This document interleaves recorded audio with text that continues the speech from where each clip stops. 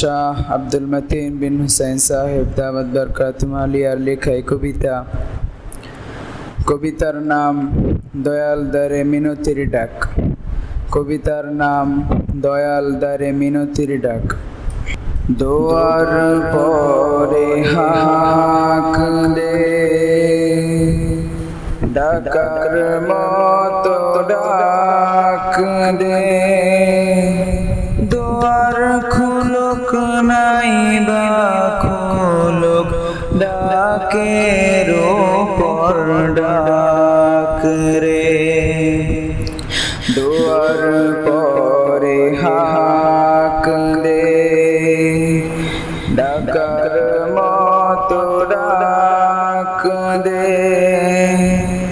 দোয়ার খুলুক নাই বা খুলুক, ডাকের উপর ডাক রে। দোয়ার খুলুক নাই বা খুলুক, ডাকের উপর ডাক রে। ডাকে যে জন শুনবে তাকে, ডাকা ডাকি করতে থাকে। ডাকে যে জন শুনবে তাকে, ডাকা ডাকি করতে থাকে। হঠাৎ দেখবি দুয়ার খুলে, হঠাৎ দেখবি দুয়ার খুলে। নীলেন কোলে ডাক দে, দুয়ার পরে হাক দে। ডাকার মতো ডাক দে। দুয়ার খুলুক নাই বা খুলুক, ডাকের উপর ডাক রে। দুয়ার খুলুক নাই বা খুলুক, ডাকের উপর ডাক রে। ডাক দিলে হায় পাবি কাছে, কথা আমার নয় কমিছে। ডাক দিলে হায় পাবি কাছে, কথা আমার নয় কমিছে। একটি ডাকেই আরশ হতে, একটি ডাকেই আরশ হতে। জবাব শুনি ডাক দে, দুয়ার পরে হাক দে। ডাকার মতো ডাক দে। দুয়ার খুলুক নাই বা খুলুক, ডাকের উপর ডাক রে। দুয়ার খুলুক নাই বা খুলুক, ডাকের উপর ডাক রে। জানিস না তুই ডাকের কদর, জানেন যারা রাখেন খবর। জানিস না তুই ডাকের কদর, জানেন যারা রাখেন খবর। একটি ডাকেই আরশ হতে, একটি ডাকেই আরশ হতে। জবাব শুনি ডাক রে। দুয়ার পরে হাক দে, ডাকার মতো ডাক দে, দুয়ার খুলুক নাই বাবা খুলুক, ডাকের উপর ডাক রে। দুয়ার খুলুক নাই বাবা খুলুক, ডাকের উপর ডাক রে। আর কে আছে ডাকবি তারে,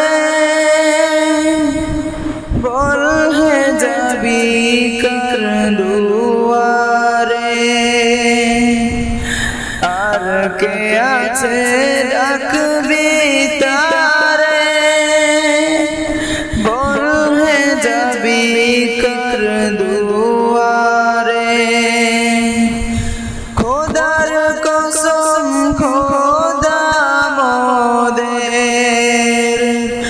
খোদার কসম খোদা মোদের, খুবই দয়াল ডাক রে।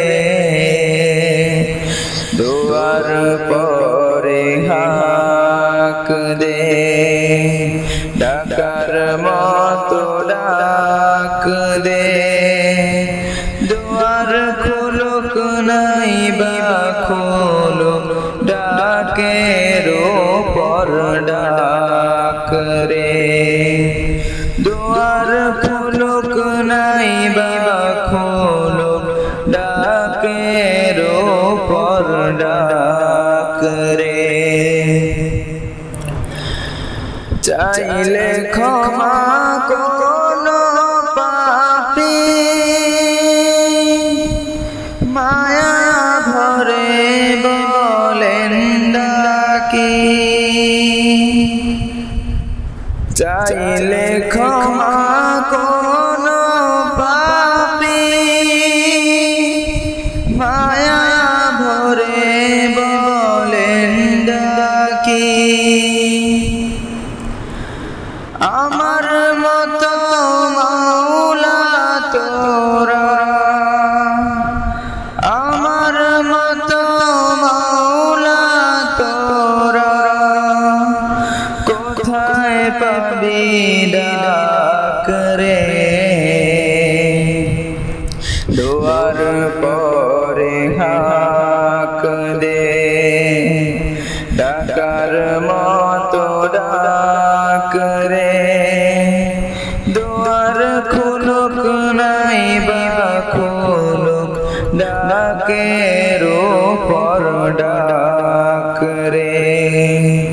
দুয়ার খুলুক নাই বাবা খুলুক, ডাকের উপর ডাক রে।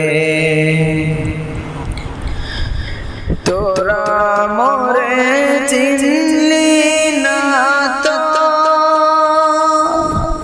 বুকে মোরে টানলি না তো। তোরা মোরে চিনলি না তো,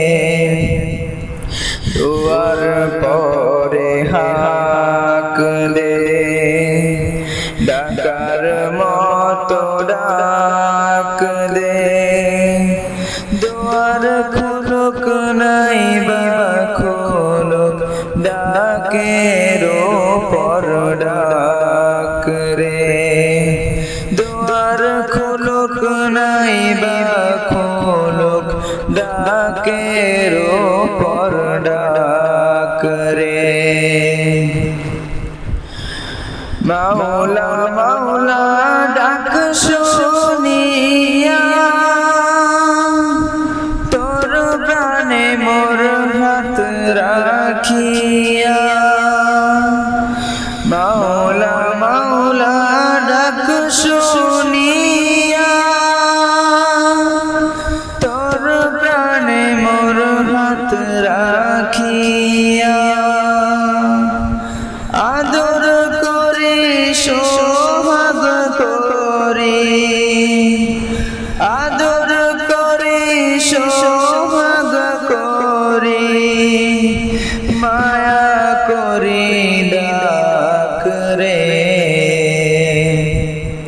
দুয়ার পরে হাক দে ডাকার মতো ডাক দে দুয়ার খুলুক নাই বা খুলুক ডাকের উপর ডাক রে দুয়ার খুলুক নাই বা খুলুক ডাকের উপর ডাক রে দুয়ার পরে হাক দে ডাকার মতো ডাক দে দুয়ার খুলুক নাই বা খুলুক ডাকের উপর ডাক রে দুয়ার খুলুক নাই বা খুলুক ডাকের উপর ডাক রে।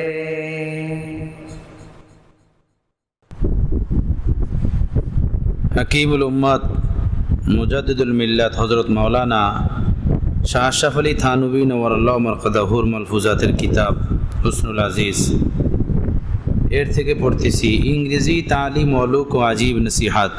যারা দুনিয়াবি তালিম অর্জন করে শিখে স্কুল কলেজ ভার্সিটিতে পড়ে তাদেরকে হযরত হাকিমুল উম্মাত থানवी नव्वरल्लाहु मरक़दहुर उपदेश इरशाद इल्म दीन नहीं मुसलमानों में, इसलिए उस तालीम यानी अंग्रेज़ी का असर ये है कि अक़ायद वग़ैरह ख़राब हो जाते हैं, दीन की औक़ात नहीं रहती क़ल्ब में।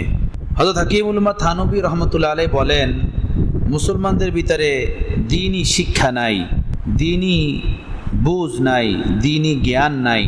दीनी শিক্ষা না থাকার কারণে এই ইংরেজি শিক্ষার আসর হলো এই যে মুসলমানদের আকীদা বিশ্বাস এটা সব নষ্ট হয়ে যাইতেছে। দ্বীনের কোনো আজমত বরত্ব কলবের ভিতরে নাই, থাকে না।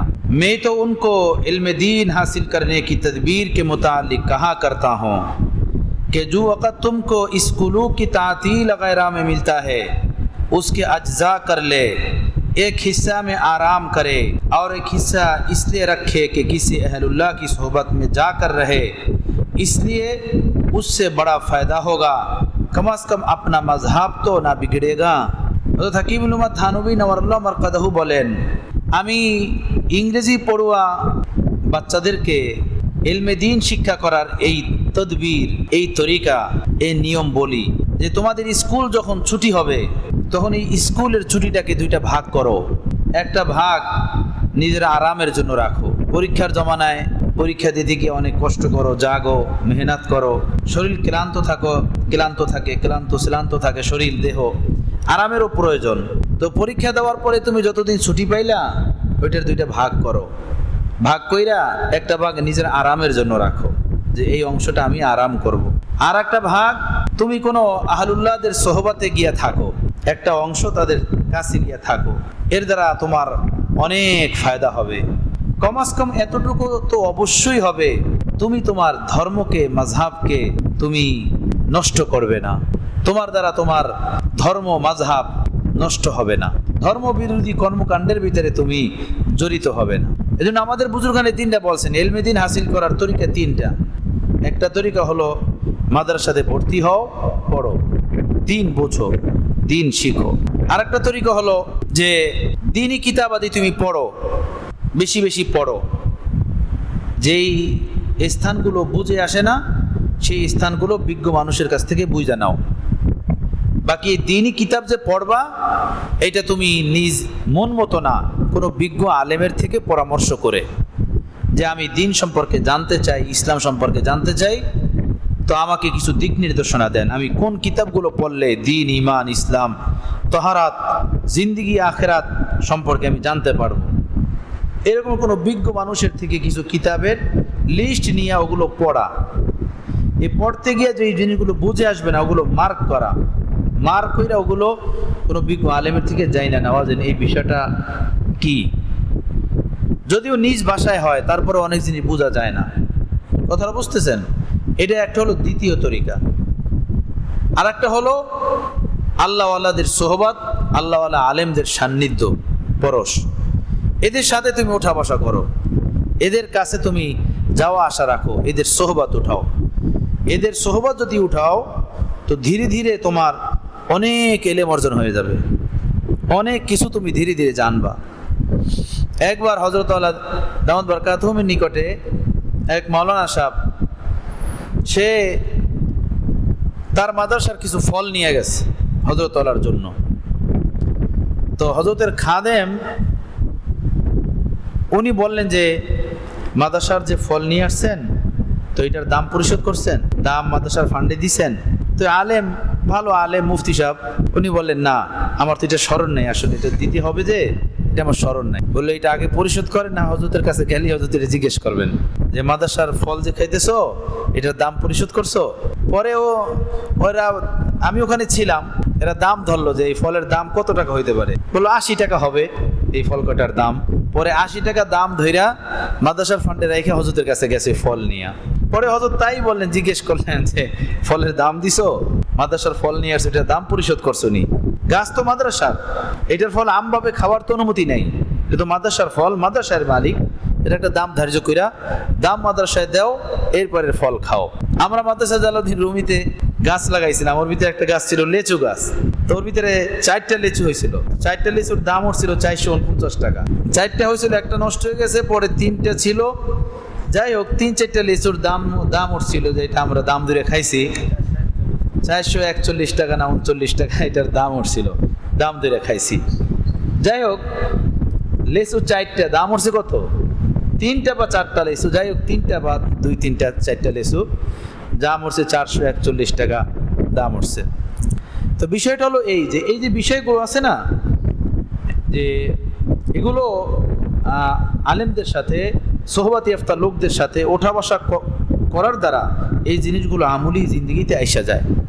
একটা হলো কিতাব থেকে পড়া, এগুলো কিতাবে থেকে যায়, স্মরণ থাকে না। আর একটা হলো প্র্যাকটিক্যাল যে বিষয়টা আছে না, এটা আহলুল্লাহদের সোহবতের বরকতে এই জিনিসটা অর্জন হয়ে যায়। আহলুল্লাহদের জিন্দিগি হলো একদম জীবন্ত কিতাব, জীবন্ত খানকা, আল্লাহওয়ালাদের জীবন, আল্লাহওয়ালা আলেমদের জিন্দিগি। হারদিয়ত রহমতুল্লাহ আলাইহি হযরত আল্লাহ করাচি হারদিয় রহমতুল্লাহ সম্পর্কে বলতেন যে এ চলতি ফিরতি খানকা। হযরত হারদিয় রহমতুল্লাহ আলাইহি এক চলতি ফিরতি খানকা, অর্থাৎ এমন একটা চলতা ফেরতা মানুষ, হামেশা চলতে থাকেন, ফিরতে থাকেন, আর আল্লাহর মহব্বতের সবক দিতে থাকেন। যাই হোক, হযরত হাকিমুল উম্মাহ থানভী নওয়ারুল্লাহ মারকাদাহু বলেন যে স্কুলে যারা পড়ে তাদের ইলমে দ্বীন শিক্ষা করার এই তদবির আমি বলি যে তোমাদের পরীক্ষার দিনগুলোকে 2টা ভাগ করো, একটা ভাগ আরামের জন্য রাখো, আর একটা ভাগ রাখো কোনো আহলুল্লাহদের সোহবতে গিয়া থাকার জন্য। হযরত থানভী রহমতুল্লাহ আলাইহির নিকটে এক ব্যক্তি তার ছেলেকে নিয়ে আসছে, এসে বলল, হযরত আমার এই পোলাটা নামাজ পড়ে না, ওকে একটু নসিহত করেন। হযরত থানভী বললেন, বেটা নামাজ क्यों नहीं पढ़ते हो, নামাজ কেন পড়ো না? তখন ওই ছেলেটা বলল, হুজুর আমি নামাজ কি পড়বো, আমি তো নাউজুবিল্লাহি মিন যালিক, নাউজুবিল্লাহি মিন যালিক, আল্লাহ যে আছে আমার এই বিশ্বাসই তো দিলের ভিতরে নেই, নাউজুবিল্লাহ। পরে ওই ছেলেটা সাথে সাথে আবার এই কথা বইলা কান্না শুরু করছে, খুব কানলো। কান্নাকাটির পরে হযরত থানভীকে বললেন যে এইটার দোষ আমার এই বাবার, আমার বাবা আমাকে দ্বীনের শিক্ষা দেয় না, আমার জন্মের পরে আমাকে নিয়ে স্কুলে ভর্তি করে দিয়েছে। স্কুলের পরিবেশ আমাকে এতটা মুতাআসসির করছে, এতটা প্রভাবিত করছে যে আল্লাহ আছে বলে আমার এই বিশ্বাসী কলব থেকে গায়েব হয়ে গেছে। কথাটা বুঝতেছেন? এজন্য হযরত হাকিমুল উম্মাহ থানভী বলছেন যে তোমরা তোমাদের ছুটির দিনগুলোতে কিছুদিন আইসা আহলুল্লাহদের কাছে থাকো, এতে অনেক ফায়দা হবে। কমাস কম এতটুকু ফায়দা তো হবেই যে তোমার দিন তোমার নষ্ট হবে না, তোমার দিন বিগড়াবে না, দিন নষ্ট হবে না, ইমান নষ্ট হবে না। এই জন্য হাজী ইমদাদুল মুহাজির মক্কি রহমতুল্লাহ বলতেন যে এই সিলসিলায় যারা বায়াত হয় তার দুইটা দৌলত নসিব হয়, দুইটা দৌলত। একটা হলো এই যে তার রিজিকের কষ্ট উঠে যায়, রিজিকের কষ্ট থাকে না। এই পরিমাণ রিজিক আল্লাহ তাআলা তাকে দান করবেন যে কারো কাছে তার হাত পেতে পেতে চলতে হবে না। আল্লাহ পাক হালাল ভাবে এই পরিমাণ রিজিকের বন্দোবস্ত করে দিবেন, বন্দোবস্ত করে দিবেন।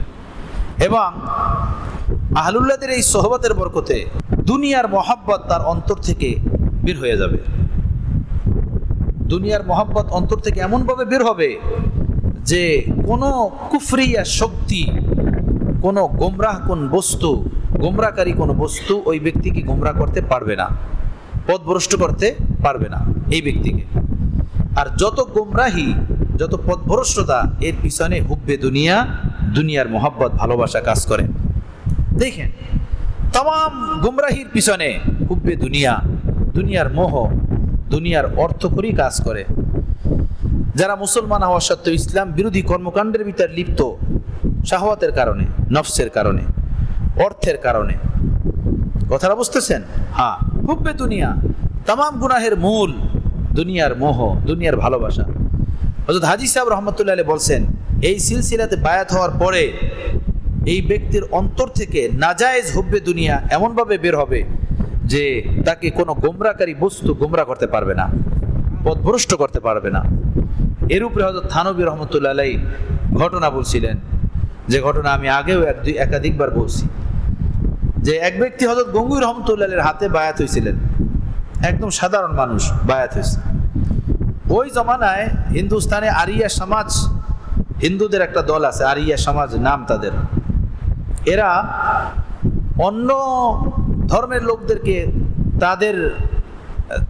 তাদের মতে তাদের চিন্তা চেতনার উপরে নেওয়ার জন্য তারা দাওয়াত দেয় মুসলমানদেরকে এবং অন্যান্য খ্রিস্টানদেরকে, তারাও যেন তাদের মত গ্রহণ করে, এই জন্য তারা দাওয়াত দেয়। এদেরকে আরিয়া সমাজ, হিন্দু বলে, বড় কঠোর হয় এরা। তো এরা এলাকায় হাইটে হাইটে দাওয়াত দেয়, আমাদের যেভাবে তাবলিগি ভাইয়েরা দাওয়াত দেয় না, এরা এভাবে দাওয়াত দেয়। তো এক ব্যক্তি এভাবে এক দোকানের সামনে দাঁড়ানো ছিল, একদম সাধারণ মানুষ, দাড়ি দড়িও ঠিক নাই, দেখতেও সাধারণ। এরে গিয়া অনেকক্ষণ পর্যন্ত দাওয়াত দিচ্ছে, বোঝানো শুরু করছে যে এই এই এই এই ইত্যাদি ইত্যাদি। পরে কতক্ষণ পরে এই ব্যক্তি নিজের পায়ের জুতা খুলে এদেরকে দৌড়ানো শুরু করছে আর বলা শুরু করছে, যেটা বলতে চাইছি গুরুত্বপূর্ণ বিষয়, সেটা হলো এ নালায়েকো খবিসো तुम लोग मुझे गुमराह करने के लिए आए हो, तुम्हें मालूम है मैं गंगू के मौलाना रशीद अहमद गंगू के हाथ पर बायात हो। ए नालायक खबिसरा, তোমরা আমাকে গোমরাহ করতে আসছো, নষ্ট করতে আসছো।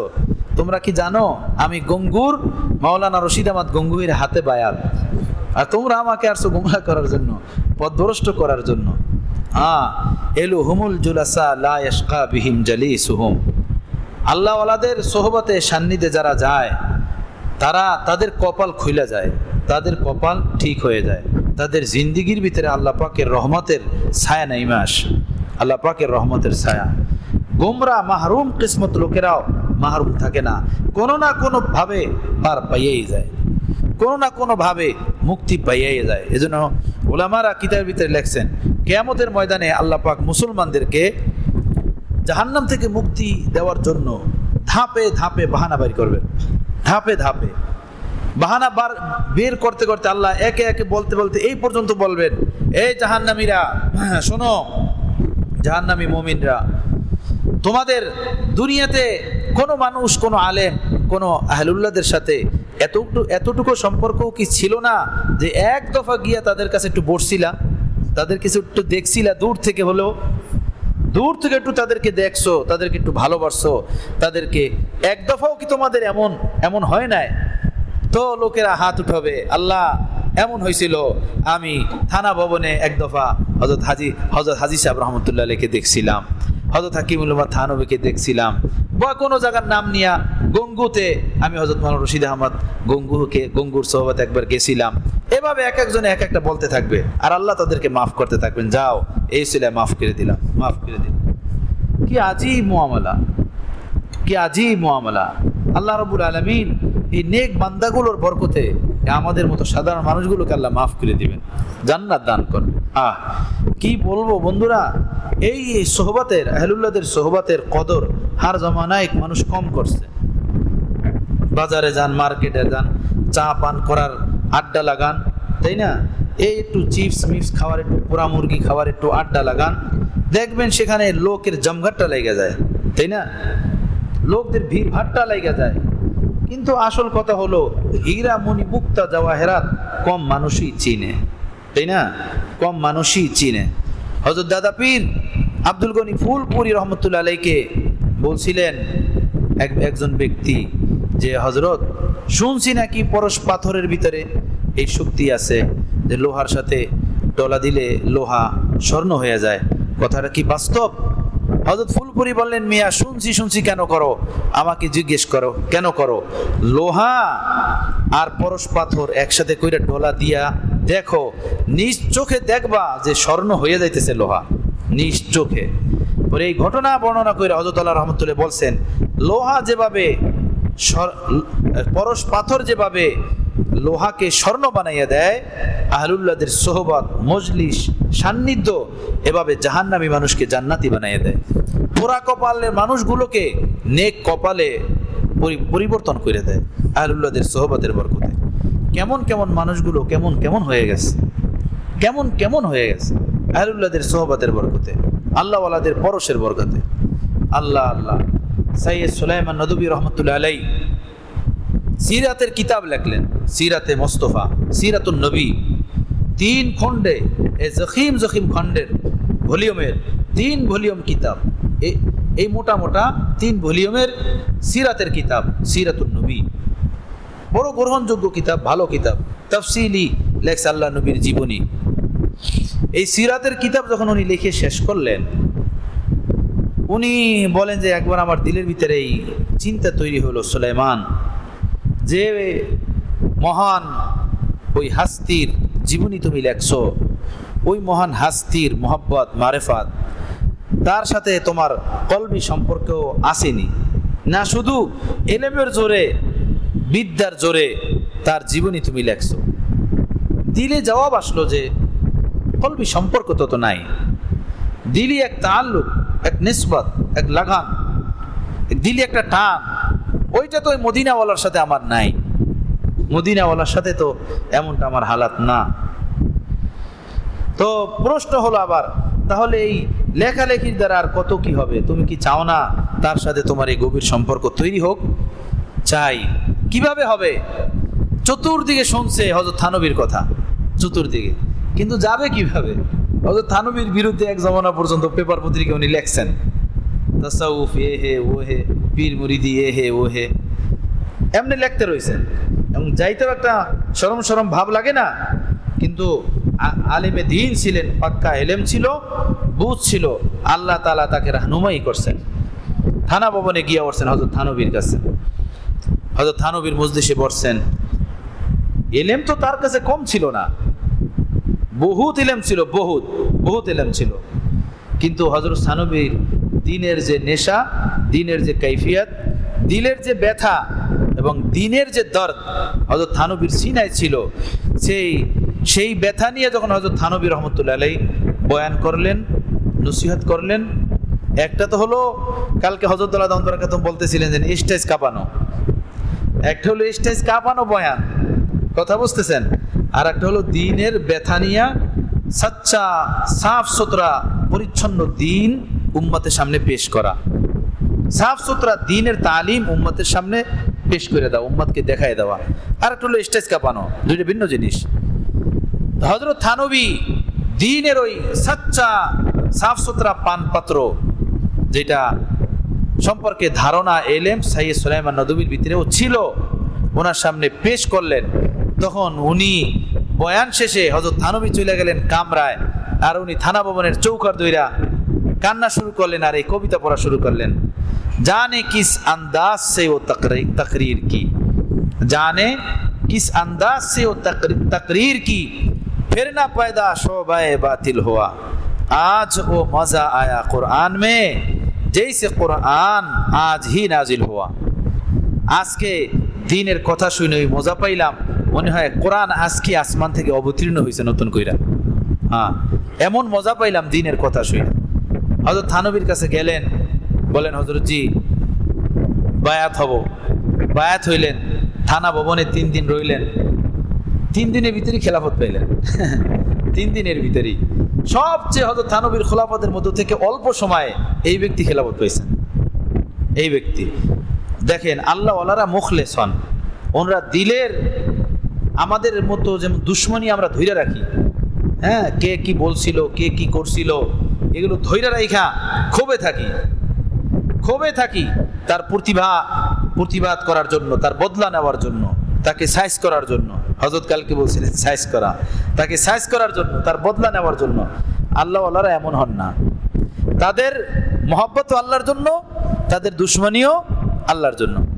সাইয়েদ সুলাইমান নদভী রহমতুল্লাহ হযরত থানবীর বিরুদ্ধে যে লিখতেন বলতেন, ওইটা তার এক বুঝ ছিল ভুল। সেই ভুল ধরা পড়ছে, সাথে সাথে ছুটে হযরত থানবীর কাছে আসছেন। কথা বুঝছেন? আর হযরত থানবীও জানতেন যে সে আমার বিরুদ্ধে লেখে বলে, বুঝতেন যে সে আসলে ভুল বুঝতেছে, সঠিকটা বুঝলেই তওবা করবে। তো হযরত থানবী রহমতুল্লাহ আলাইহির কাছে গেলেন, বায়াত হইলেন, 3 দিন রইলেন। হযরত থানবী খিলাফত দিলেন 3 দিনে। দিলের ভিতরে এমন কিছু নাই যে এ তো আমার বিরুদ্ধে লেখছে বলছে, তো দেখি কি অবস্থা হয়।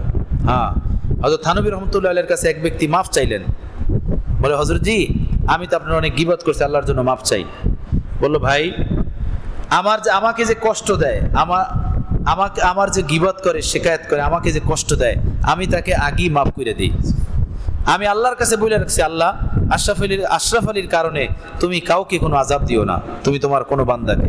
এবং আমি প্রতিদিন আল্লাহর বান্দাদেরকে মাফ করতে থাকি, প্রতিদিন আমি মাফ করে দিই। কারণ আশরাফ আলীকেও তো কারো থেকে মাফ করাইতে হবে, আশরাফ আলীকেও তো কারো থেকে মাফ করাইতে হবে। কিয়ামতের ময়দানে মাফ করাইতে হবে না, তাই না? হযরত থানবী রহমতুল্লাহ আলাইহি একবার কানপুরের সফর থেকে আসতেছিলেন দেওবন্দে। তো ওখানে লোকের অনেক মহব্বত করতেন। অনেকগুলো গ্যান্ডারি আছে না, আমরা কি বলি রে, আখ, হ্যাঁ গ্যান্ডারি তো বলে না, গ্যান্ডারিও বলে, ইকু বলে, আখ বলে। এইটা অনেকগুলো দিয়ে দিয়েছে ওনার সাথে। অথচ থানবী রহমতুল্লাহ যখন ট্রেনে সফর করতেন, ওনার মামুল ছিল যে ট্রেনে যতটুকু ওজন নেওয়ার সরকারিভাবে অনুমতি, তার থেকে বেশি কখনো নিতেন না, ততটুকুই। কিন্তু ওনার সামান যতটুকু ছিল, ওই সামান অতটুকুই ছিল। কিন্তু লোকেরা ওই যে মোহাম্মত কইরা ইকু আখ এটা দিয়ে দিছে, ওজন হয়ে গেছে বেশি। স্টেশনে যেখানে ওজন করায় সেই লাইনে দাঁড়াইছে ওজন করানোর জন্য। তো স্টেশন মাস্টার অফিসার হিন্দু, উনি হয়তো থানবীকে চিনতেন। হযরত আপনি ওই লাইনে দাঁড়ানো? বললো হ্যাঁ, একটু ওজন করাইতে হবে মালের। আরে আপনার ওজন করানোর কি দরকার, আমি এই যে টিটি যে চেক করে বা বললো আমি থাকবো ইয়াতে ট্রেনে, আপনার মালের ওজন করাইতে হবে না। হযরত থানবী রহমতুল্লাহ বললেন এরপরে কি হবে, আপনি কত দূর যাবেন? বললো আমি অমুক স্টেশন পর্যন্ত যাব। হযরত থানবী রহমতুল্লাহ বললেন তো আমি তো এর থেকেও আগে যাব, পরে কি হবে? উনি বলেন ওই স্টেশন থেকে যে টিকিট চেক করতে টিটি উঠবেন, আমি তাকে বলে দিব যে হযরতের মালের চেক করার কোনো প্রয়োজন নাই, সে আপনার মাল চেক করবে না। হযরত থানবী বললেন এরপরে কি হবে? বলে এরপরে অনেক দূর যাবে, ততক্ষণে আপনার থানা ভবনের স্টেশনে এসে যাবে, আপনি নেমে যাবেন। হযরত থানবী বললেন না, আমি তো আরো দূরে যাব। উনি বলেন কোন দূরে যাবেন? আপনি তো থানা ভবন যাবেন। তাহলে বলেন না, আমি তো কবরে যাব, হাসরের ময়দানে যাব। কবরে হিসাব হবে, হাসরের ময়দানে আল্লাহর সামনে হিসাব হবে। এইটার হিসাব কি দিবে? ওই হিন্দু এভাবে তা কইরা জবান খুলে তাকাই রয়েছে।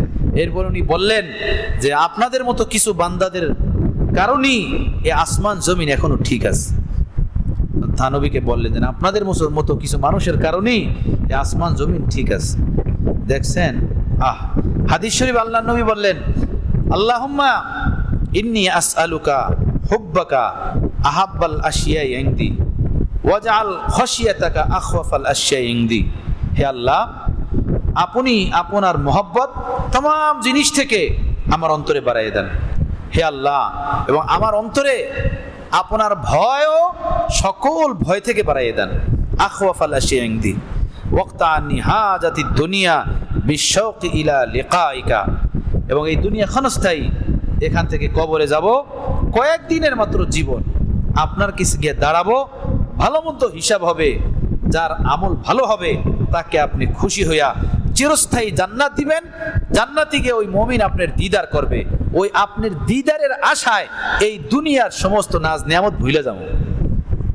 এমন জীবন আমাকে দেন। কি আজীব কথা, হ্যাঁ?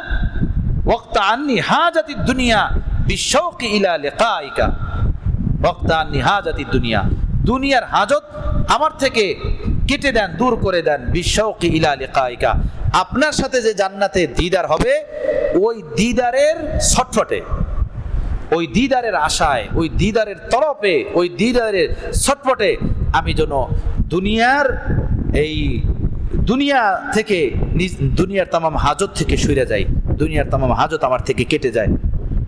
আগে কি বলছেন? ফাইদা করারতা আয়ুনা আহলি দুনিয়া মিন দুনিয়াহুম ফাকরির আইনি ইবাদাতি, হে আল্লাহ, দুনিয়াদারদের চক্ষু যখন শীতল হয় দুনিয়ার ধন সম্পদের দ্বারা, টাকা পয়সা অর্থকরীর দ্বারা, বাড়ি গাড়ির দ্বারা, আপনি আমার চক্ষুকে শীতল করেন আপনার বন্দিগির দ্বারা। সুবহানাল্লাহ, কি আজীব কথা। পয়সাওয়ালার কাছে আরো পয়সা আসলে খুশি, খুশি আর খুশি, তাই না? লাখের উপরে লাখ, লাখের উপরে লাখ।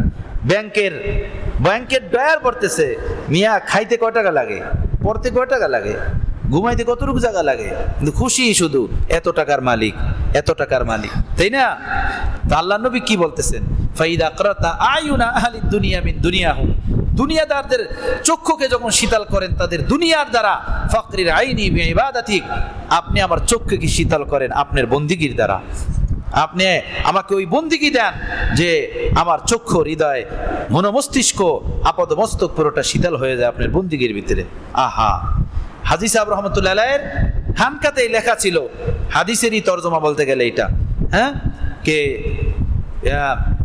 जिस दुनिया से हमेशा के लिए जाना, ने दुनिया के लिए इतनी मेहनत करो जितनी तुम्हें रहना, यहाँ रहना है, और आखिरत के लिए उतनी मेहनत करो जितनी तुम्हें वहाँ रहना है। দুনিয়ার জন্য এই পরিমাণ মেহনত করো যতদিন তুমি এখানে থাকবা, থাকতে তোমার প্রয়োজন হবে, প্রয়োজন হবে, আর আখিরাতের জন্য সেই পরিমাণ মেহনত করো যে পরিমাণ তুমি আখিরাতে থাকবা। হযরত বিশরি হাফি রহমতুল্লাহ আলাইহি যাইতেন আহমদ বিন হাম্বলের সোহবতে মাঝে মাঝে, আর আহমদ বিন হাম্বল রহমতুল্লাহ আলাইহি আসতেন বিশরি হাফি রহমতুল্লাহ আলাইহির কাছে, মাঝে মাঝে আহমদ বিন হাম্বলের কাছেও বিশরি হাফি যাইতেন। আর আহমদ বিন হাম্বল চার মাযহাবের এত বড় ইমাম হওয়া সত্ত্বেও উনিও হযরত বিশরি হাফি রহমতুল্লাহর কাছে আসতেন। একবার ছাত্ররা ইমামে আহমদ বিন হাম্বলের কাছে বিশরি হাফি যাওয়ার পরে বললেন যে আপনার কাছে আমরা একটা মাসালা জিজ্ঞেস করতে চাই। তো বিশরি হাফি বললেন, মিয়া আমার কাছে মাসলা জিজ্ঞেস করবা, আমি কি মাসলার মানুষ নি? মাসলা জিজ্ঞেস করবা ইমাম আহমদ বিন হাম্বলের কাছে, আমার কাছে কি মাসলা জিজ্ঞেস করবা? মূলত ওই ছাত্ররা বিশরি হাফি রহমতুল্লাহ আলাইহি আসলে কি শুধু বুজুর্গ নাকি দিন সম্পর্কে কোনো বুঝ, এলেম, ধারণা কিছু আছে, এটার একটা ট্রাই করতে চাইছে। তারে হয়তো থানবী লাগছেন এই ঘটনা, ট্রাই করতে চাইছেন। কিন্তু আল্লাহ তাআলা যাকে নিসবত মা আল্লাহর দৌলত দেন তাকে ওই এলেমও দান করেন।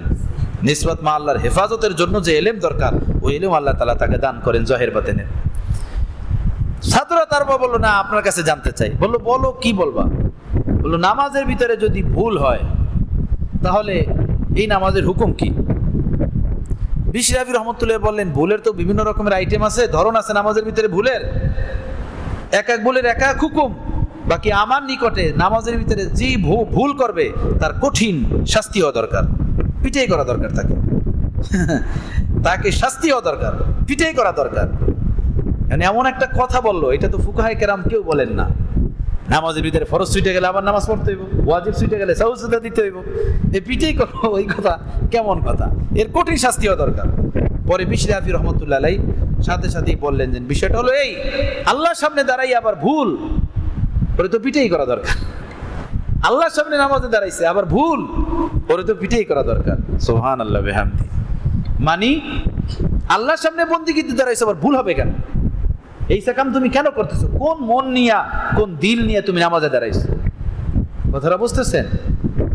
ছাত্ররা চুপ হয়ে গেছে। আজীব কথা, এই কথার গুরুত্ব আমরা বুঝবো না, চুপ হয়ে গেছে। আর একজন একটা প্রশ্ন করল, আচ্ছা বলেন তো, যাকাত কখন ওয়াজিব হয়? যাকাত মালের ভিতরে কখন ওয়াজিব হয়? তো বিশরি হাফি রহমতুল্লাহ বলেন, তোমাদের নিকটে এক ধরনের ওয়াজিব, আমাদের নিকটে আর এক ধরনের ওয়াজিব। বলে সেইটা কি? শরীয়ত কি আপনার জন্য ভিন্ন, আমাদের জন্য ভিন্ন? বলে না না, তা না। বাকি শোনো, তোমাদের নিকটে ওয়াজিব হলো এই যে 40 ভাগের 1 ভাগ 200 দিরহাম পরিমাণ মালের মালিক যদি কেউ হয়, তাহলে তার উপরে যাকাত ওয়াজিব হয়। 7.5 ভরি স্বর্ণ, 52 তোলা রূপা, এই পরিমাণ মালের মালিক হলে তার উপরে যাকাত ওয়াজিব হয়। এটা হলো তোমাদের নিকট।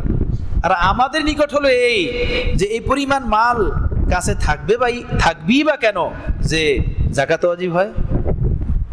এই পরিমাণ মাল কাছে থাকবেই বা কেন যে যাকাত ওয়াজিব হয়? সুবহানাল্লাহ বিহামদি, সুবহানাল্লাহিল আযীম। আল্লাহ নবীর উপরে কোনোদিন যাকাত ওয়াজিব হয় না। কথাটা বুঝতেছেন? এ হলো ওয়াক্ত আন্নি হাজাতি দুনিয়া বিশৌকি ইলা লিকাইকা ওয়া ইযা আকরারতা আয়ুনা আহলি দুনিয়া মিন দুনিয়াহুম ফাকরির আইনি মিন ইবাদাতিক। জান্নাতে আপনাকে পাবো, আপনার দিদার করব, এই আশায় দুনিয়ার সব নাজ নিয়ামতকে ছেড়ে দেব। দুনিয়াবাসীরা দুনিয়ার দ্বারা যখন হৃদয়কে, চক্ষুকে শীতল করে, তো হে আল্লাহ, আপনার বন্দিগির দ্বারা আমি আমার হৃদয়কে শীতল করব, আমি আমার চক্ষুকে শীতল করব, ওই জীবন আপনি আমাকে দেন। আল্লাহ নবী সাল্লাল্লাহু আলাইহি সাল্লাম এই দোয়া করছেন। কথাটা বুঝতেছেন ভাইয়েরা? হ্যাঁ, আল্লাহর কাছে এই দোয়া করছেন। এবং আর এক হাদিসে পাকের ভিতরে বলছেন, আল্লাহুম্মা আহিনি মিসকিনান ওয়া আমিতনি মিসকিনা ওয়াহশুরনি ফি জুমরাতিল মাসাকিন। হে আল্লাহ, আপনি আমাকে মিসকিন বানাইয়া জিন্দা রাখেন। হে আল্লাহ, আপনি আমাকে মিসকিন বানাই মৃত্যু দেন, এবং কিয়ামতের ময়দানে মিসকিনদের কাতারেই আপনি আমাকে উঠাইয়েন, মিসকিনদের দলভুক্ত বানাইয়েই আমাকে উঠাইয়েন। হযরত আল্লাহ করাচি রহমতুল্লাহ আলাইহি, হায়দ্রাবাদ জায়গা আছে করাচি পাকিস্তানে, ওখানে গেছেন বয়ান করতে। তো এই আয়াতে, এই হাদিসের উপর বয়ান করছেন। পরে বয়ান শেষে এক দোস্ত বলল যে আপনি তো আজকে আয়াতের ভিতরে বর্ণনা করলেন, আমি তো এই দোয়া কোনো সময় আল্লাহর কাছে করি না। কেন করো না? এই ভয়ে যে আমি যে মিসকিন হয়ে যাই, গরিব হয়ে যাই। তো গরিব হইলে কি হবো? আমি তো গরিব হইতে চাই না। হযরত বলেন, মিয়া তুমি হাদিসের মতলব বোঝো না। এই গরিবের অর্থ, মিসকিনের অর্থ এটা না যে সে হাতে ভিক্ষার পেলা নিয়া, কান্দে ঝুলি নিয়া মানুষের দ্বারে দ্বারে হাত ফেলাবে, এই মিসকিন উদ্দেশ্য না। এখানে এই মিসকিনের দ্বারা উদ্দেশ্য হলো যেন আমার কলব জিগারে দুনিয়া না থাকে, দুনিয়ার দিলের ভিতরে আমার মাসকানাত থাকে, ফকিরি ভাব থাকে দিলের ভিতরে, বড়াই তাকাব্বুর হুব্বে দুনিয়া আমার হৃদয়ে না থাকে। হ্যাঁ, হৃদয় থেকে বের কইরা দিয়া যদি অর্থকরীর মালিকও থাকো, কোনো সমস্যা নাই, এই দোয়া তুমি করো। তোমার হৃদয়ে দুনিয়া নাই, তোমার হৃদয় মিসকিন, তোমার দিল মিসকিন, তোমার দিল গরিব, দিল তোমার মিসকিন। অর্থাৎ দিলের ভিতরে বড়াই নাই, দুনিয়ার মহব্বত নাই, দুনিয়ার ভালোবাসা নাই, দুনিয়া হালাল হারাম শুধু কামাই করার ফিকিরে আল্লাহ ওয়ালা রাসূলের হুকুম ভাঙ্গো, এমন তোমার ভিতরে অভ্যাস নাই। হালাল ভাবে তোমার কাছে দুনিয়া আসতেছে, ঠিক আছে, তারপরে তুমি দোয়া করো, এর বরকতে কিয়ামতের দিন দুনিয়াতে তোমার দিল মিসকিন থাকবে, এবং মিসকিন অবস্থায় আল্লাহ তাআলা মৃত্যু দান করবেন। দিল মিসকিন হলো আসল মিসকিন। আর কিয়ামতের ময়দানে আল্লাহ পাক মিসকিনদের কাতারে, মিসকিনদের কাফেলায় তোমাকে আল্লাহ তাআলা উঠাইবেন। কথাটা বুঝতেছেন ভাইয়েরা? যাই হোক, কথা থেকে কথা বের হয়। হযরত হাকিমুল উম্মাত থানবী নওয়ারাল্লাহু মারকাদাহুর এই কথা উনি বলেন যে আমি স্কুল কলেজ বা দুনিয়াবি কাজ যারা করে, গাড়ি চালায়, ফ্যাক্টরিতে চাকরি করে, কোনো কোম্পানিতে চাকরি করে, সরকারি বেসরকারি অফিস আদালতে কাজ করে, সবার জন্য এটা। অর্থাৎ দুনিয়াবি কর্মকাণ্ডের ভিতরে যারা লিপ্ত, দ্বীনি ইলম শিখতে পারে না, হযরত থানবী বলেন যে একটা সময় বের করো, একটা সময় বের করে আহলুল্লাহদের কাছে যাও। হযরত আল্লাহ করাচির খলিফা আছে ভাই তায়েব সাহেব, উনি ওনার এক কবিতার ভিতরে বলছেন যে मसरूफियत कार जहां उफ मेरी तौबा, मसरूफियत कार जहां उफ मेरी तौबा, फुर्सत नहीं निकालेंगे तो फुर्सत नहीं निकलेगी। দুনিয়ার ব্যস্ততাকে তওবা তওবা, উফ তওবা। দুনিয়ার ব্যস্ততা মানে যত যায় ব্যস্ততা তত বাড়ে, যত ব্যস্ত দিন যায় তত ব্যস্ততা বাড়ে। আপনি ভাবেন যে একটু ব্যস্ততা কমুক আমি এই কাজটা করব, না, কমবে না। দেখবেন ওই ব্যস্ততা যাওয়ার আগে আরো দুইটা ব্যস্ততা এসে দাঁড়াই আছে। বুঝতেন কথাটা? হ্যাঁ, এজন্য উনি বলেন যে দুনিয়ার এই ব্যস্ততাকে তওবা তওবা। যদি তুমি টাইম বের না করো আল্লাহকে পাওয়ার জন্য, তাহলে টাইম বের হবে না, তোমাকে বের করতে হবে। এজন্য হিম্মত করে ভাইয়েরা, হিম্মত করে নিজের সময়ের মধ্যে থেকে একটা সময় আহলুল্লাহদের সোহবতে যাওয়ার ইহতেমাম করা, ফিকির করা। কি বলবো, থানবী রহমতুল্লাহ বলছেন যে সবচেয়ে বড় কমতি হলো এই জমানায় আহলুল্লাহদের সোহবতের। আহলুল্লাহদের সোহবতের দ্বারা মানুষ দ্বীনের সঠিক দিশা পায়, এক আমলি জিন্দেগি পায়। কথাটা বুঝতেছেন? আমলি জিন্দেগি পায়। এক মাওলানা বলতেছিলেন বড় সুন্দর কথা, হযরত আলা দান বরকাতুমের খলিফা, যে মানুষ কিতাব পড়ে, কিতাবের বিষয়বস্তু ভুলে যায়, কিন্তু সোহবত ভোলে না। আজব কথা, কিতাব পড়ে, কিতাব ভুলে যায়, কিন্তু সোহবত ভোলে না। সোহবত থেকে যে সবক পায়, যে দ্বীন পায়, এটা ভোলে না, এটা ভোলে না। এত মজবুত এটা, এত এত শক্ত এটা। এটাই হলো মুস্তানাদ রাস্তে ওহি মানে গায়ে, जिनसे होकर तेरे दीवाने गए, लौट आए जितने फरजाने गए, दाबा मंजिल सिर्फ दीवाने गए। আল্লাহর নেক বান্দাদের সোহবত থেকে যে দ্বীন পাওয়া যায়, এটা বহুতই পিওর, বহুতই খালেস, বহুতই বরকতময়, বহুতই নূরওয়ালা, বহুতই সুকুনওয়ালা। হ্যাঁ, এটা বহুতই পিওর, নির্বিজাল ভাবে এর উপরে আমল করা যায়। আল্লাহ তাআলা আমাদেরকে আমলের তৌফিক দেন। তো আমি বলতেছিলাম যে ইলমে দ্বীন শিক্ষা করার তরিকা কয়টা? তিনটা। একটা হলো তলেবে ইলম হইয়া মাদ্রাসা থেকে হাসিল করা। এই জমানা নাই তো আল্লাহওয়ালাদের গ্রহণযোগ্য কিতাবাদি যা আছে, হযরত হাকিম উম্মাতের, হযরত শাহরুল্লাহ মুহাদ্দিস দিহলুবির, আকাবির ওলামায়ে দেওবন্দের গ্রহণযোগ্য যে সমস্ত কিতাবাদি আছে সেগুলো পড়ে দিন হাসিল করা। বাকি কিতাবটা পড়বো কোনো ব্যক্তির পরামর্শে, যেটা বুঝবো না সেটা জেনে নিব। আর তৃতীয় তরিকা হলো কোনো আল্লাহওয়ালাদের গ্রহণযোগ্য কোনো আলেমে দ্বীন, যিনি আল্লাহওয়ালাও, এমন ব্যক্তির সোহবতে যাওয়া, ওঠা বসা করা। তার থেকেও দ্বীন শিখা যাবে, তার থেকেও দ্বীনি মাসাইল এসে যাবে। আমি বলছিলাম না, হযরত থানবী রহমতুল্লাহ এর খানকাতে দুইজন খাদেম ছিলেন, একজন ভাই নিয়াজ আর একজন ভাই আব্দুস সাত্তার। কথা বুঝছেন? দ্বীন ছিলেন দুজন সাধারণ মানুষ, অশিক্ষিত, কিন্তু হযরত থানবীর সোহবতে থাকতে থাকতে দ্বীনি ইলম এমন মজবুত হয়ে গেছে না, একদম মজবুত হয়ে গেছে। বড় বড় আলেমদের থানা ভবনে আসলে তারা কোনো উল্টাপাল্টা করলে বলতে পারতো যে এইটা খেলাফে সুন্নাত, এটা জায়েজ নাই, এটা জায়েজ আছে, উনি বলতেন। সোহবতের বরকতে এমন দ্বীন আল্লাহ তাআলা তাদেরকে দান করছেন। কথাটা বুঝতেছেন? এজন্য সোহবতের কোনো বদল নাই, সোহবতের কোনো বদল নাই। হযরত থানবী বলছিলেন যে সাহাবা সবকে সব আলেম না থে, जो कुछ मिला उनको सोहबत ही से मिला। সাহাবা আলেম ছিলেন না। এভাবে বুখারী মুসলিম আবু দাউদ এরও শত শত 200-300 বছর পরে এর বুখারী মুসলিমের উজুদ আসছে দুনিয়াতে। ওই জমানায় না বুখারী ছিল, না মুসলিম ছিল, না তিরমিজি, না আবু দাউদ, না সিয়াসিতের কোনো কিতাব, না ফতোয়ার কোনো কিতাব, তাই না? না কোনো ফতোয়ার কিতাব। কিন্তু তামাম দুনিয়ার ইমাম বুখারী, ইমাম মুসলিম, ইমামে তিরমিজি, ইমামে নাসাই, ইমামে আজম আবু হানিফা, ইমামে মালিক, ইমামে শাফি, ইমাম আহমদিন হাম্বল, ইমামে রবিয়াতুর রায়, এভাবে যত মুজতাহিদিন, মুহাদ্দিসিন, মুফাসসিরিন, ফুকাহা, আইম্মা যা আছে সব এক পাল্লায়। আর ওই হাফসাকে রহনেওয়ালা, হাফসার থাকনেওয়ালা, ওই মোটা মোটা মুখ, ঠোঁট এবং কালো দেহ, গুংরানো গুংরানো চুল, হযরতে বেলালে হাফসিকে এক পাল্লায় রাখা হয়। কার পাল্লা ওজন হবে? কার পাল্লা ওজন হবে? সারা দুনিয়ার মুহাদ্দিসিন, মুফাসসিরিন, গাউস, কুতুব, আবদাল এক পাল্লায়, আর হযরতে বেলালে হাফসিকে এক পাল্লায়। হযরতে বেলালে হাফসির পাল্লায় কি হয়ে যাবে? ভারী হয়ে যাবে, ওজন হয়ে যাবে। এই ঈমান, এই যে ওজন হলো, এটা কিসের বরকতে? ঈমানের বরকতে, ঈমান এবং সোহবতের বরকতে। অর্থাৎ মানুষ যত বড় মানুষের সোহবত উঠায়, তার ঈমান তত বড় হয়। যত বড় ঈমানদার মানুষের সাথে তার ওঠা বসা হয়, তার ঈমান তত বড় হয়।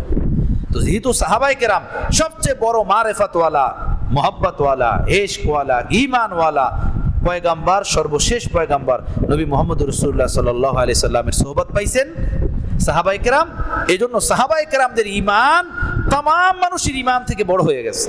যেহেতু সবচেয়ে বড় মানুষের সোহবত থেকে তারা দ্বীন নিছে, ঈমান নিছে, ঈমান শিখছে। কথাটা বুঝতেছেন? হ্যাঁ, এজন্য বুজুর্গানে দিনে বলেন, বাজারি লোকদের সাথে বসো না, মূর্খদের সাথে বসো না। যদি তোমার কিছু জীবনের সময় আছে, এই সময়টা আহলুল্লাহদের কাছে গিয়ে বসো। তোমার থেকে ঈমানে, ইসলামে, তাকওয়া, তাহারাতে, পরহেজগারিতে বড় এমন মানুষের সাথে বসো।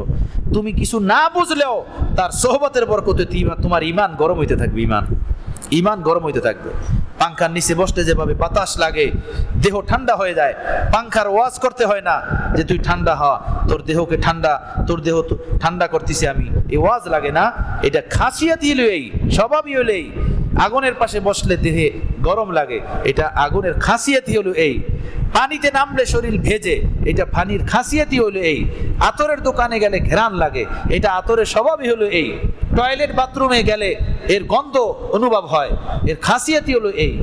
সোহবতের খাসিয়াতই হলো এই যে যেমন মানুষের সোহবতে যাবে তেমন মানুষের ঈমানের গরমি তার দিলের ভিতরে আসবে। কথা বুঝতেছেন? তার দিলের ভিতরে এমন মানুষের ঈমানের গরবি, ঈমানের তাপিশ, ঈমানের কৈফিয়ত পয়দা হয়ে যাবে সোহবতের বরকতে। হযরত হাকিমুল উম্মতের খলিফা ছিলেন হযরত মুসিউল্লাহ খান জালালাবাদী রহমাতুল্লাহ আলাইহি। হযরত হাকিমুল উম্মত হযরত ওসিউল্লাহ সাহেব রহমাতুল্লাহ আলাইহি, ওসিউল্লাহ সাহেব রহমাতুল্লাহ আলাইহি হযরত হাকিমুল উম্মতের একদম কপি বলতেন লোকেরা ওনাকে।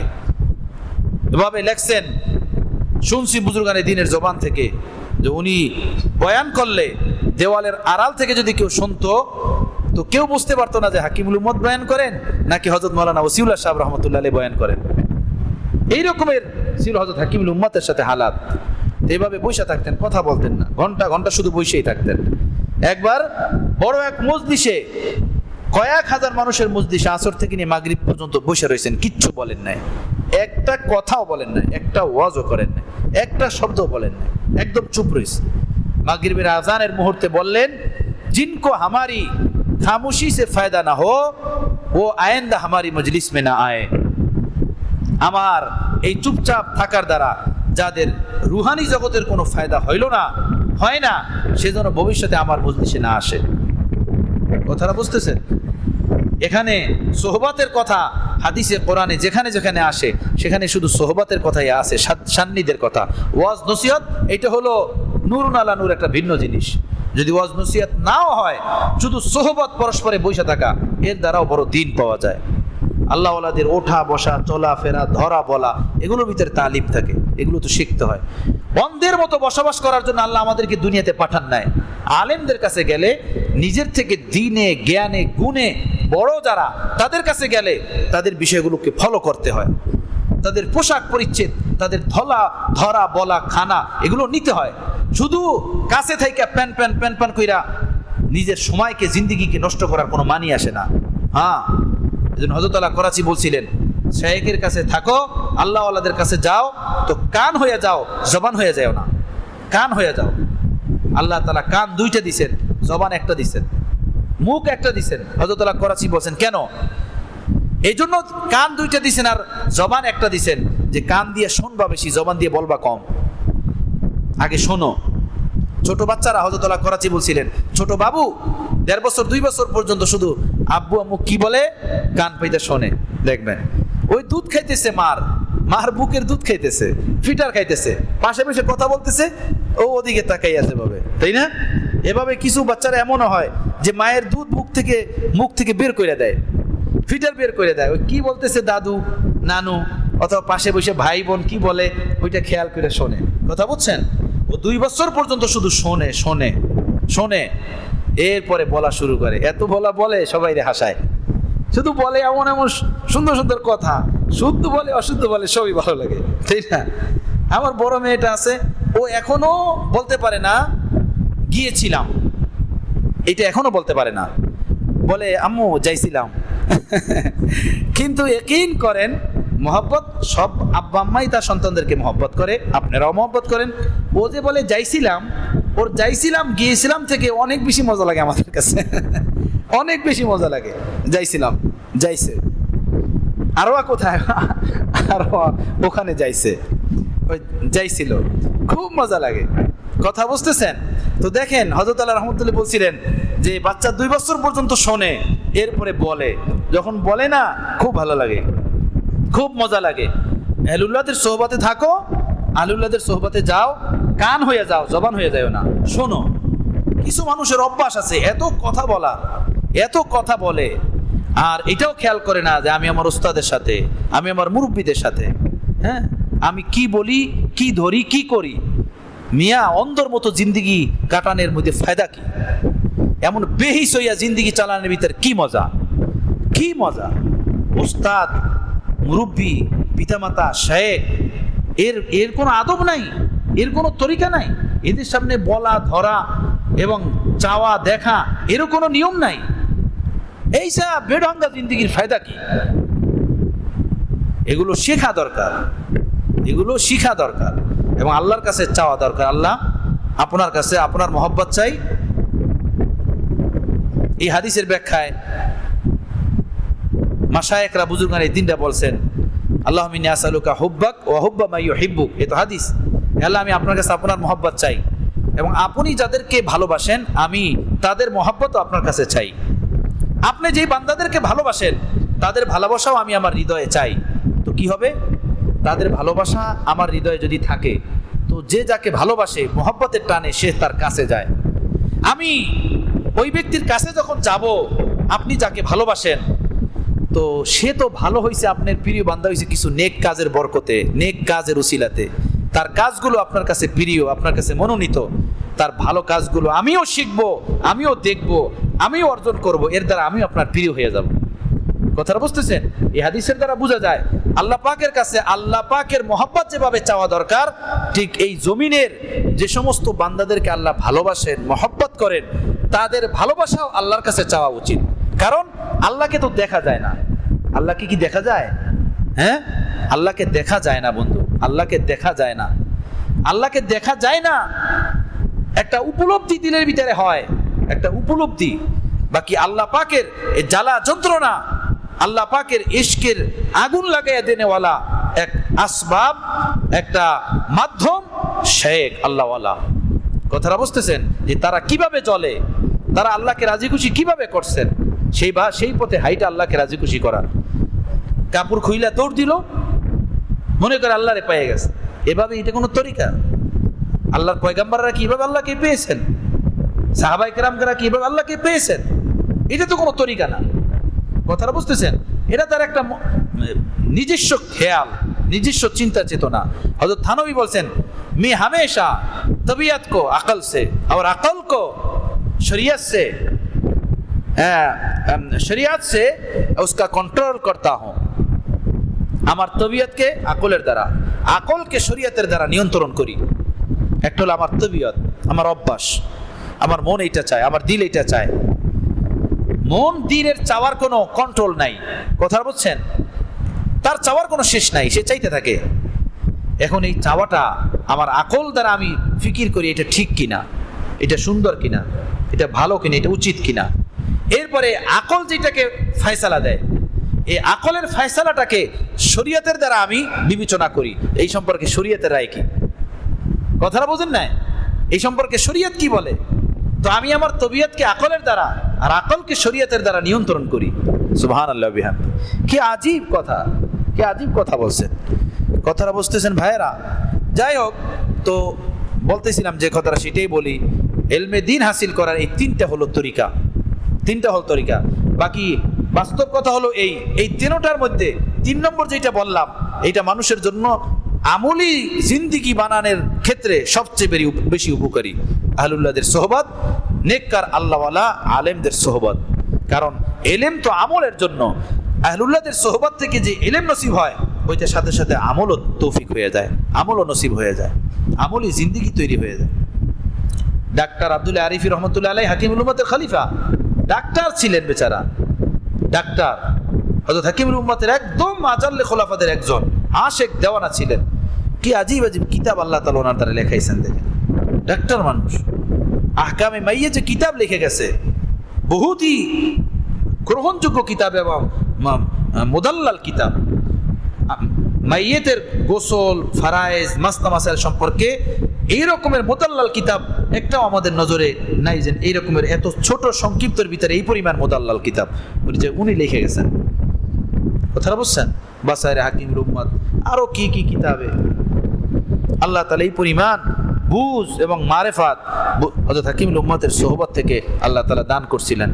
সোহবত তো না জানি হাজার উঠাইছিল, কিন্তু এর ভিতরে চেরাগ ওই হাকিমুল উম্মতের সিনার ব্যথা কয়েকজনেরই নসিব হয়েছে। সেটা আল্লাহর কাছে চাইতে হয়, সেইটা নিয়ে বসতে হয়, সেই চিন্তা চেতনা আল্লাহর সেই ফিকির দিলের ভিতরে রাখতে হয়, সে মতো নিজেকে আগাইতে হয় আগে। হ্যাঁ, আন্দা ধান্দার মতো ভাবে চললে কি ফায়দা বন্ধু, কি ফায়দা? আল্লাহ আমাদেরকে আমলের তৌফিক দান করেন। আল্লাহুম্মা সাল্লি আলা মুহাম্মাদিন ওয়া আলা আলি মুহাম্মাদ কামা সাল্লাইতা আলা ইব্রাহিম ওয়া আলা আলি ইব্রাহিম ইন্নাকা হামিদুম মাজিদ। রব্বানা যালামনা আনফুসানা ওয়া ইল্লাম তাগফির লানা ওয়া তারহামনা লানাকুনান্না মিনাল খাসিরিন।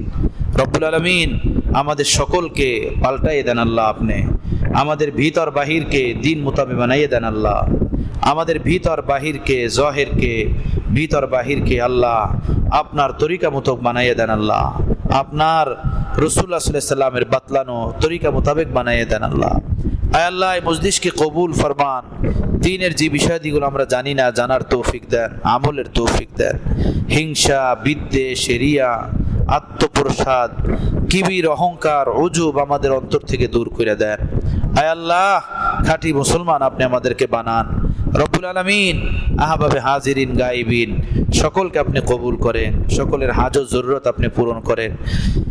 আয় রব্বুল আলামিন এই মজলিসের আমাদের সকলকে কদর করার তৌফিক দান করেন। মেহেরবানি কইরা কবুল ফরমান আল্লাহ, মেহেরবানি করে আপনি কবুল ফরমান।